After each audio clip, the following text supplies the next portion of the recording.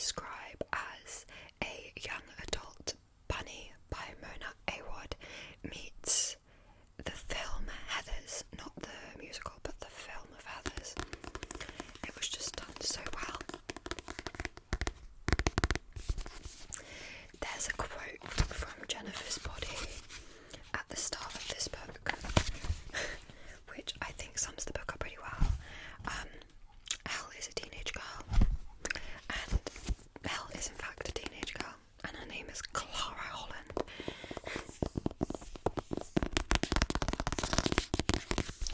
Oops, sorry. I read this all in one sitting, essentially.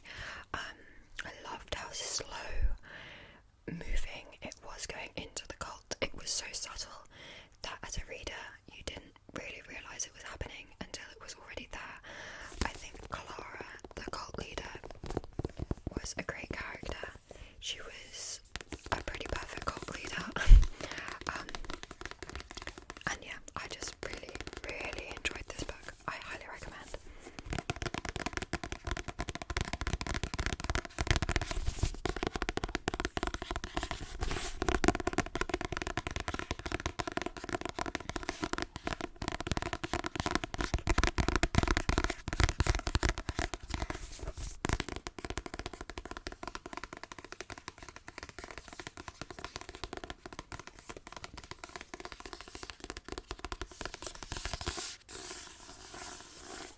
So this is the first book that I read in July. I then moved on to continue a series. I continued quite a few series this month, which I'm happy about. This one was Enchantra.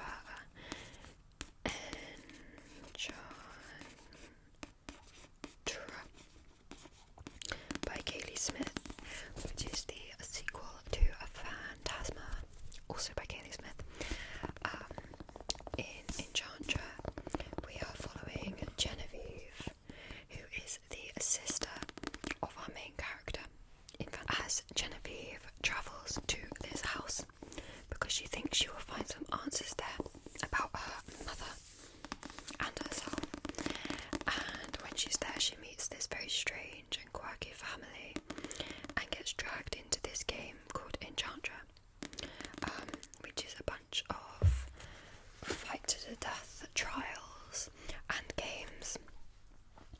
And when she's there, she meets Rowan, who is one of the brothers of this family, and she has to marry him in order to partake in this game, which is gonna save her life. So you've got a fake dating, fake marriage even, marriage of convenience. I thought it was very well done. It took me a while to get into, and then I literally read the second half in like one evening. I couldn't put it down. I did end up giving this one 4.5 stars as well.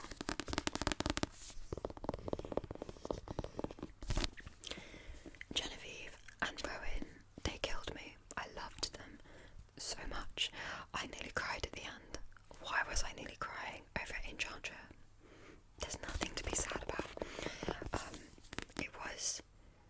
It wasn't insta-lovey, but the whole plot takes place in 1 week, so the feelings that they have for each other are kind of insta-lovey, but it doesn't feel rushed, if that makes sense. Like, you're getting towards the end before they actually develop any feelings, but because of the time constraint of the book, it did feel it was a little bit unbelievable, I guess.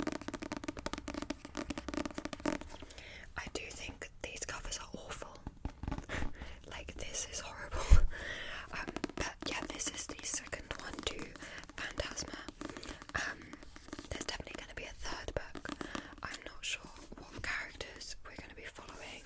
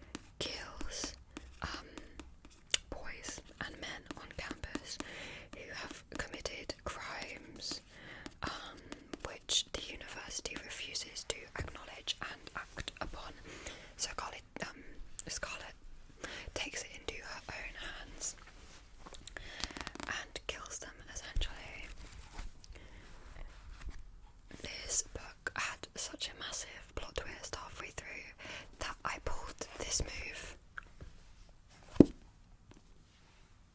you know, like, I was shocked. I had to put the book down. I did not see it coming in the slightest. The plot twist was so well done. As soon as it happened, I was like, obviously, but you don't see it until you're told. I did end up giving this one 3.5 stars. This one is also queer. Both of our main characters, yes, are bisexual, and as a bisexual myself, I appreciated that. I always point out things here, but I just think they're so funny. Chapel Roan, please, I'll give you $2 and a grilled cheese to turn this into a music video. I love it. Anyway, yeah, one thing I've written down is in my review to this is just I support women's rights and women's wrongs, and that sums this book up. Such morally great characters, but in the best way. They were great. It was a very slow burning book. It did move quite slowly, but the character development was so good that it was very worth the slow moving. The only reason I didn't quite get to 4 stars is I just needed a little bit more in the plot. Not an awful lot happened. It was following essentially Scarlett's plan for this main murder that she wanted to do, but it took a very long time for that to happen. So that was my only real complaint about it, but I really enjoyed it.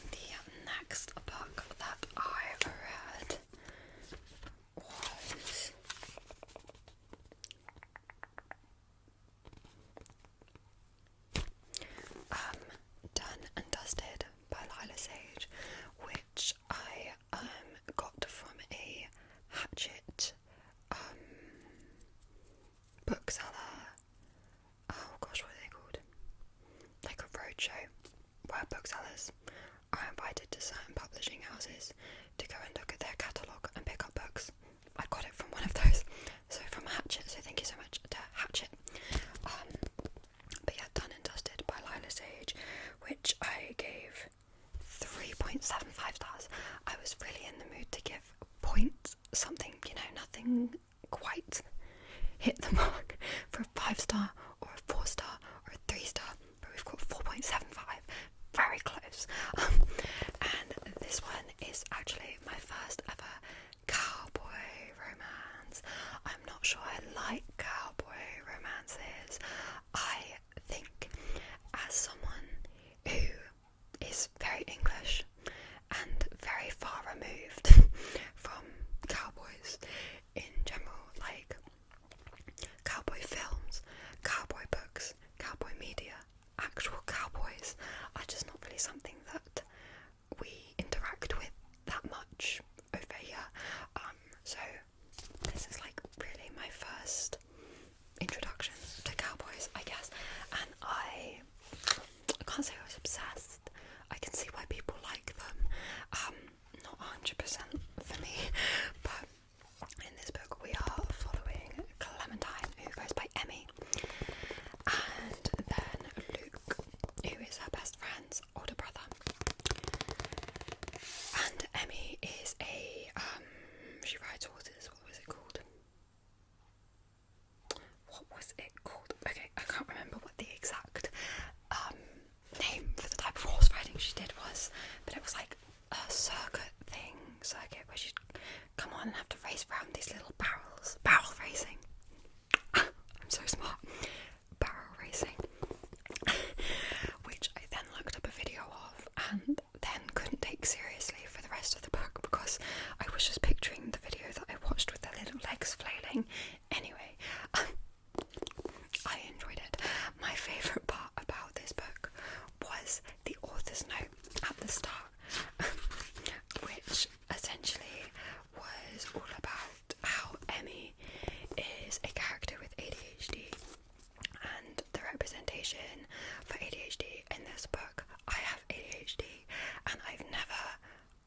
once read a book where it's explicitly stated that a character has got ADHD.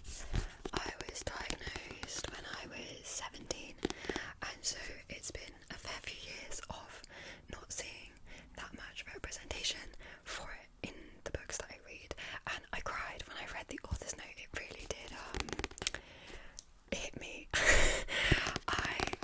I did enjoy that. So I really enjoyed that aspect of Emmy's personality. That's one of the reasons why I rated it so highly. I really did enjoy the romance as well between Emmy and Luke. As I mentioned, Emmy is a horse rider who recently had an accident on her horse. Because of that, she's left where she's living and she's gone back home to her small town to kind of recuperate. But she doesn't want to tell anyone why she's back. And while she's there, she strikes up a connection with Luke, who is her best friend's older brother, and he is helping her build her confidence back up with getting back on a horse and getting back into barrel racing. Again, this took me a really long time to get into, but then the last 50% was so good and I read it so quickly. Also, one of my things I really enjoyed about this, if you're someone who doesn't love third act conflict, this didn't have any relationship with third act conflict, which I really appreciated because I freaking hate third act conflict. But yes, this was the fourth book that I read this month.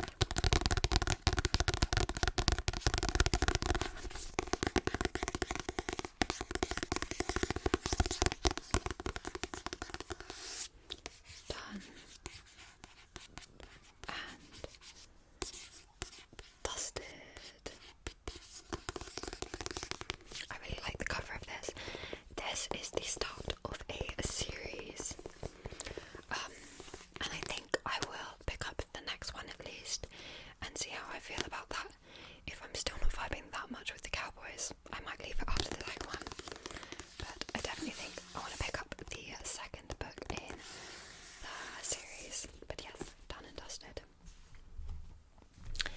Then the next book that I finished was the Waterstones sci-fi and fantasy book of the month, and this is a book that I bought last year when it came out in hardback, didn't read, and then have now read because of it being the book of the month. So I'm happy that it gave me the push to read it, and that was Rewitched by Lucy Jane Wood. This is the Waterstones exclusive edition with the little kitty cat, which I really enjoyed. I will say, a weird choice from Waterstones to pick what is essentially a cozy autumnal, cozy fantasy for their July book of the month. But it's fine. It was okay.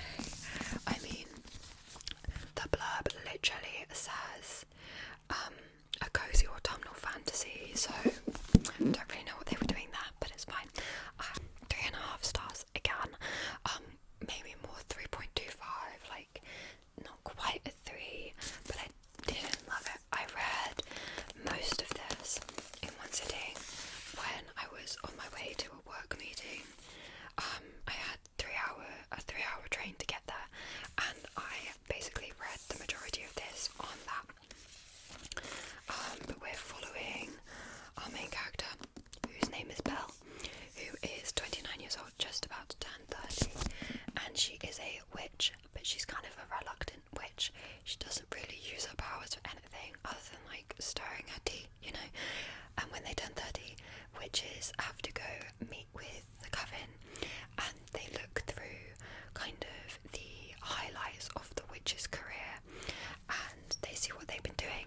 If they've been doing good things, then they're allowed to keep their magic, but if they're neglecting, abusing, or whatever their magic, then it will get stripped from them.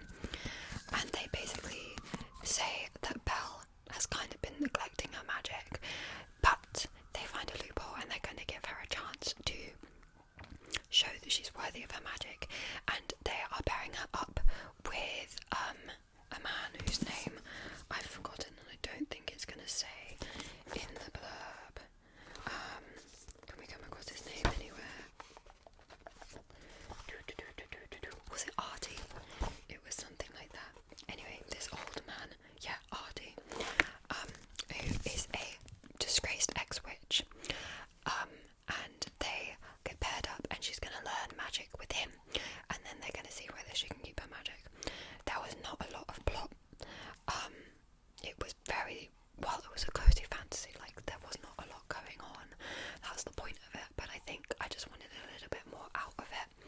maybe if I read this in autumn, I would have enjoyed it more. But I didn't. I read it in July. My favourite part of this book was Belle and Artie's relationship. That was very, very sweet. There's like a slight romance in this, but it's very minuscule. There's also a cat. Great. Yeah, I can't really tell you why I'm not rating this higher, other than the fact it just didn't really do much for me. Like, it was okay, but it was just kind of, you know, like, I've read better things, so, but it was entertaining, so.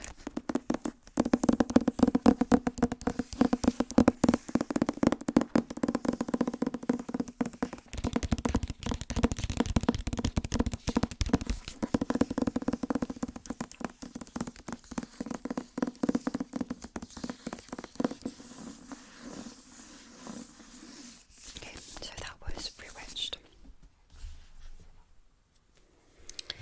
The next book I read, I really enjoyed, and that was Wildest Dreams by L.J. Shannon, which is the sequel, is an interconnected standalone to Truly Madly Deeply by L.J. Shannon, which I also loved. This one is part of the Forbidden Love series. There's a new one coming out soon, I'm very excited about. And we are following Dylan, who is a single mum, and she is moving to New York because her brother, who is a rich Gordon Ramsay-esque chef, has given her this apartment, and she's moving to New York. And when she's there, she bumps into Ryland, who is her brother's best friend, and they don't like each other, but Dylan is a single mum, and Ryland is starting up a app with an investor, and Ryland needs Dylan to pretend to be his fake fiance, and for Dylan's daughter to pretend to be his fake daughter-in-law, what's it called? Stepdaughter, to like help him clench this business deal. I really enjoy L.J. Shannon's books. There's something about them, they kill me, they absolutely floor me. I also usually really dislike children in books. The pregnancy trope, really don't like it. Single parent trope, really don't like it. But I didn't hate it in this book. I quite liked it, actually. So I was a bit concerned when I realised that's what the trope for this book was. I was like, ugh. But then I did enjoy it. Her daughter's name is Gravity, though, which is really silly. But Gravity and Ryland's relationship was one of my favourite parts. Also, Dylan loves Taylor Swift, hence why this book is called Wildest Dreams.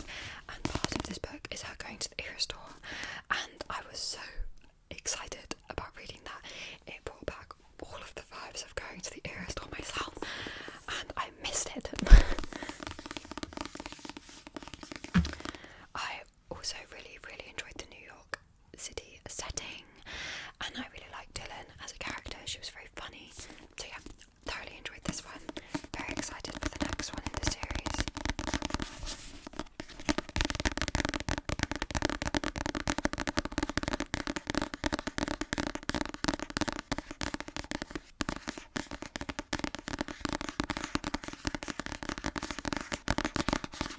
Something that was fun and random about this book is it's got a fan art at the start, and then it's also got this artwork at the start as well, which I enjoyed. I found myself going back to that quite a lot.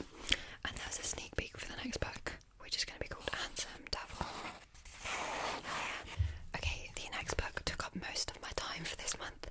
I also no longer have the copy because it was a proof. That's my friend's proof that he gave me, because my email bounced back when I requested the proof, so I wasn't able to get it. But I have my Kindle to tap on just for the sake of having something to tap on. But that book was Catabases by R.F. Kuang, which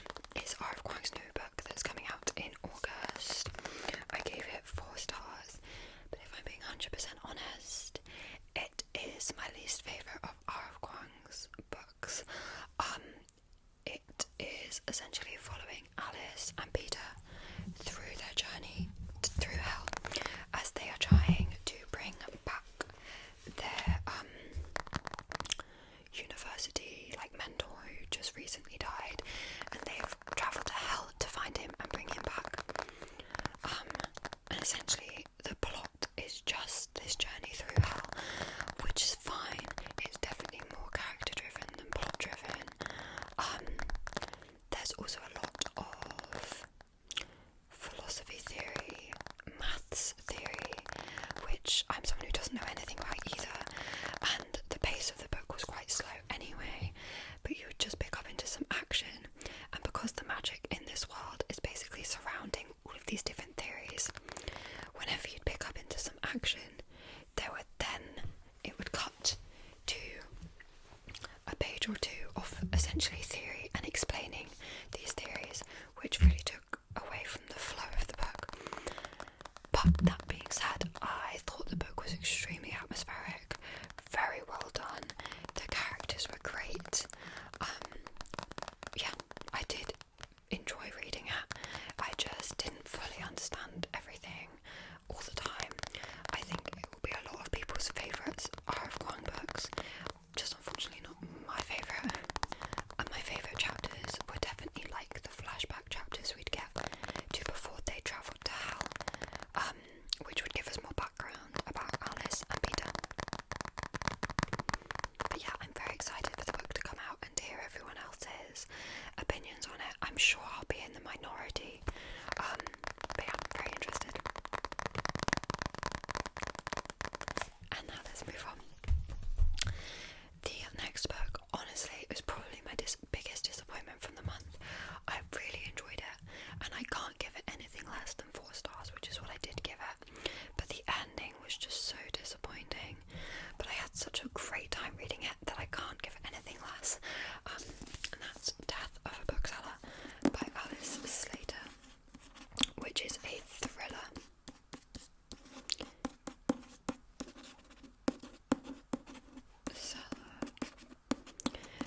Something hilarious about this is it's very obviously based on Waterstones. And as someone who works at Waterstones, I found that hilarious. But we're following 2 characters, Laura and Roach, who are booksellers at the same shop. Laura comes to work at the shop which Roach already works at, and Roach is creepy as heck.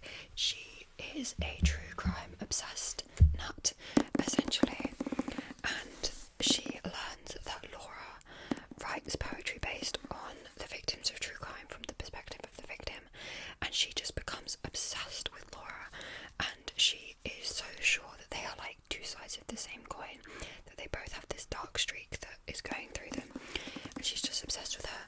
But meanwhile, Laura cannot stand Roach and is just so incredibly uncomfortable and creeped out by her, as she should be. Roach was a freaking creep. This book, the atmosphere was incredible. The author's writing was so good. I was so just disturbed and creeped out and just disgusted the entire time. Her descriptions were so well done. However, the ending was really lackluster and honestly such a disappointment. The book, the setup was so great. The character